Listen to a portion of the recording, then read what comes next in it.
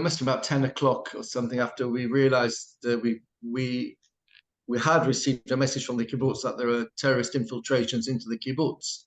Not more than that. And again, you think the army will sort it out, or maybe it's 2 or 3 terrorists, and the local defense team will sort it out. I said to my wife, what about your sister? Because I knew Naomi, my wife's sister, always went for a run on Shabbat morning, always. I used to be quite jealous looking after Shabbat at her achievements. Naomi had worked for the last 25 years as a dental assistant or secretary in Nativot, and also for about the last 10 years had become a keep fit freak. And her pictures and her smile and everything were all over the south of Israel. And she was 53, but she looks like 20, 25. And my wife said to me, Lana, she said, no, she must be, she knows how to look after herself. By 12 o'clock, I noticed that her daughter had put up a little thing in WhatsApp saying they've had no contact for the last few hours with their mother. If anybody knows anything, can they please phone? So then we phoned the children.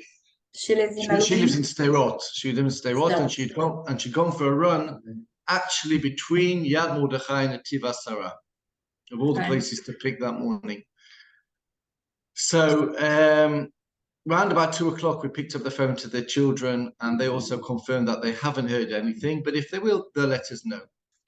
So we came to Motzei Shabbat, by which time, I'll cut things slightly shorter, we phoned the family again regarding Ilana's sister, and then they told us that 99% certain that Naomi had been murdered, but they weren't sure if she'd been taken captive as injured or not injured, or she's just lying in the field.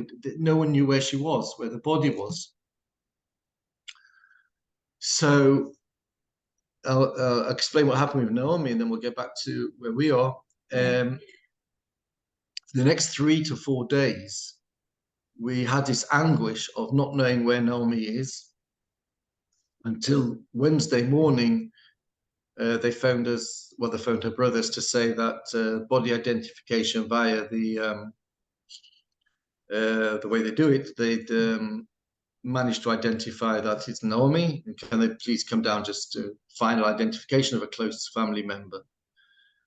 So that was Wednesday morning. She left her husband and 3 children. 3 children are 19 to 26, unmarried.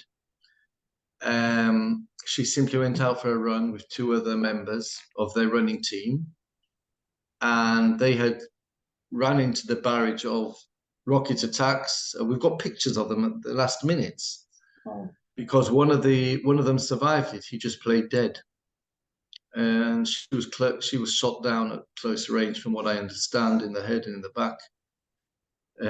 So much so it was very hard to identify her. DNA tests were the way they really managed to make the final identification.